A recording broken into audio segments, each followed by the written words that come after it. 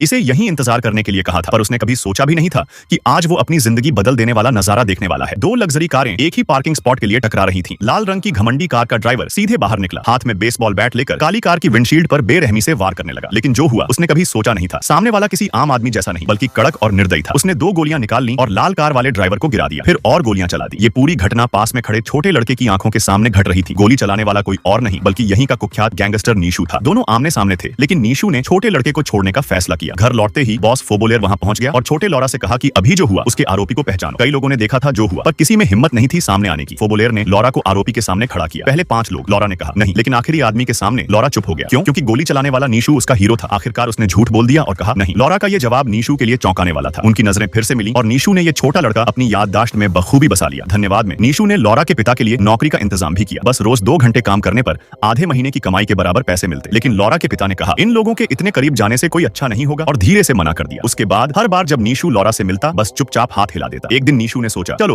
लौरा से मिल लिया जाए। अपने आदमी भेजकर उसे लाया। सामने खड़ा गैंगस्टर देखकर लौरा ने डर नहीं दिखाया बल्कि नीशू की सिग्नेचर चोट को फिर से याद दिलाया। नीशू थोड़ी देर हिचकिचाया फिर मुस्कुराया। इस मुलाकात के बाद दोनों धीरे धीरे करीब आने लगे, लेकिन लौरा और उसके पिता अलग थे। लौरा खुशी खुशी नीशू के पास जाता और चुपचाप वहां अस्थायी काम भी करता। एक दिन नीशू का नसीब चमक गया। उसने लौरा के साथ पासा फेंका और लगातार 10 बार जीत गया। नीशू खुश होकर बोला ये मेरा फॉर्च्यून स्टार है। जाते समय लौरा को आधा ज्यादा वेतन दिया और एक अलग बोनस भी। यहाँ हर किसी का एक निकनेम होता था। अब लौरा का नाम हो गया सी। इसके बाद नीशू ने लौरा को अपने बेटे की तरह मान लिया। अब लौरा की पहचान बदल गई थी। पहले फल खरीदने जाते समय छिपकर दोस्तों के साथ चोरी करता और दुकानदार सिर्फ डांटता, लेकिन अब वही दुकानदार लौरा से अच्छा व्यवहार करने लगा। बिना पैसे लिए फल दे देता। लेकिन लौरा ने ये सब अपने माता पिता को नहीं बताया। पर जैसे ही पिता ने देखा कि लौरा के तकिए में $600 की गुप्त राशि छिपी है, वो चौंक गया। इतने पैसे तो उसने आधे साल में भी नहीं कमाए थे। बार बार पूछने पर लौरा ने सच बताया, ये पैसे उसने गैंगस्टर के लिए काम करके कमाए थे। पिता गुस्से में आ गया और लौरा को पकड़कर खतरे भरे इलाकों में ले गया। वहीं नीशू आराम से चाय पी रहा था जब पिता ने सीधे $600 टेबल पर फेंकते हुए चेतावनी दी, मेरे बेटे के पास से दूर रहो।